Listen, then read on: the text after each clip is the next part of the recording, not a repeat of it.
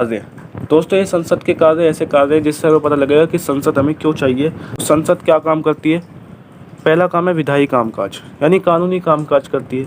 ठीक है, संसद पूरे देश के लिए या देश के किसी भाग के लिए कानून बनाती है।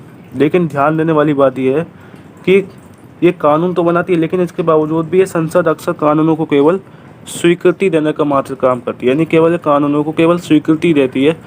असल में कानून कोई और बनाता है। कानून कौन बनाता है?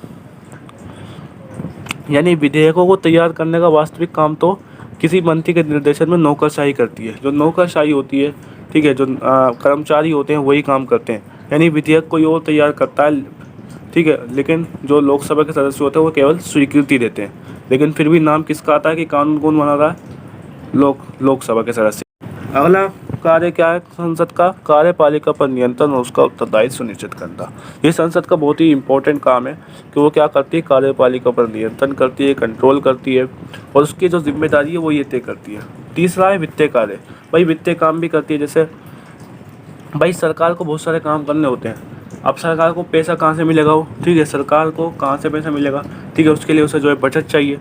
तो जो संसद होती है हमारी, वो क्या करती है? सरकार द्वारा जो धन का इस्तेमाल किया जाता है उस पर नियंत्रण रखा जाता है। और इसके अलावा जो सरकार है, भारत सरकार है, अगर उसे कोई नया कर का प्रस्ताव लाना है, ठीक है, तो उसके लिए भी उसे संसद की इजाज़त लेनी पड़ती है।